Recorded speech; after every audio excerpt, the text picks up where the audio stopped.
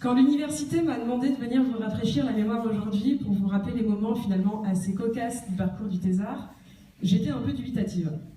Pas parce qu'on m'avait précisé, pas de blague graveleuse, pas d'allusion au directeur de thèse, et que ces deux sujets vont parfois ensemble dans les conversations de doctorants, mais plutôt parce que, soyons réalistes, ce qui vous fait rire aujourd'hui, vous qui êtes fraîchement diplômé lorsque vous réalisez votre parcours de thèse, me fait franchement moins marrer, moi qui ai encore les deux pieds dedans. Alors j'ai posé la question à la communauté de thésards qui perdent leur temps sur les réseaux sociaux. Je vous avoue que ça m'a un petit peu déprimée. Je vais vous livrer ici le fruit de mon enquête avec un panel d'environ 8 doctorants. Et puisqu'on est entre nous, vous n'allez pas me questionner sur ma méthodologie. Dans le top 3 des peurs du petit docteur en devenir, il y a les réactions de nos amis et de notre famille.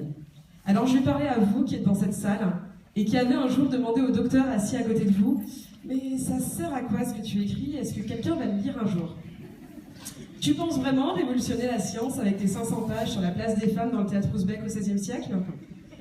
Au final, je te finance avec mes impôts, si le thésard a évidemment la chance d'être financé, pour que tu passes 3, 4, 5 ans sur une chaise à réfléchir au sens du monde, toi avec ton cheveu gras, ton pyjama Bob l'éponge, ton mug pas lavé depuis 6 jours et ta gentille déprime. Du coup, ça nous amène au point numéro 2 de ce top 3, le fameux syndrome de l'imposteur. Oui, donc toi, avec ton cheveu plat et ton œil vitreux, en même temps, si tu n'avais pas passé 18 mois à boire du cappuccino lyophilisé à toute heure du jour et de la nuit, tu n'en serais pas là. Donc toi, avec tes doutes et tes hésitations, tu es censé être le spécialiste mondial de ta discipline, puisqu'il n'y a que toi qui le maîtrise. Ta confiance en toi et en ton travail oscille comme l'humeur d'un enfant de 3 ans qui alterne crise de larmes et éclat de rire en moins de 2 minutes. Tu te lèves le matin avec une idée de génie pour le point 3 de ton chapitre 5 de la partie 2 qui va, c'est sûr, aborder du neuf dans ta discipline. Et tu te couches le soir en ayant peur que quelqu'un découvre un jour que tu ne comprends pas toujours la portée des concepts que tu manipules, en listant la centaine de références qu'il faudra encore parcourir avant d'oser t'exprimer sur ton sujet. Voilà, toi aussi tu as souffert du syndrome de l'imposteur. Il paraît que ça se soigne. Un jour, mais pas tout de suite. Un jour, mais pas tout de suite. C'est ce qui nous amène à notre grand gagnant au jeu des trucs un peu pourris qui arrivent au doctorant durant sa thèse.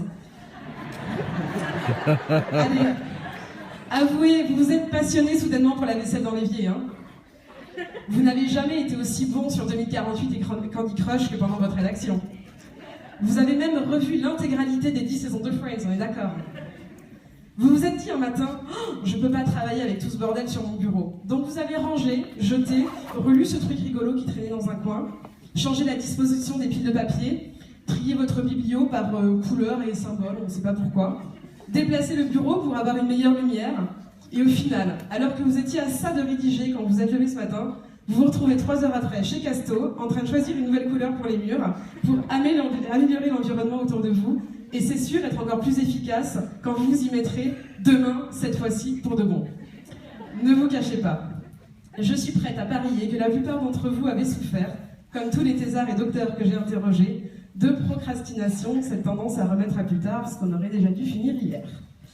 Et c'est ainsi que moi, Elsa, thésarde en 3e année, je me suis retrouvée, au lieu de rédiger ce de chapitre 2, à faire une enquête sur Twitter, à rédiger un texte, à prendre une douche, et venir ici vous raconter ce que je suis sûre vous saviez déjà sans forcément vous l'avouer.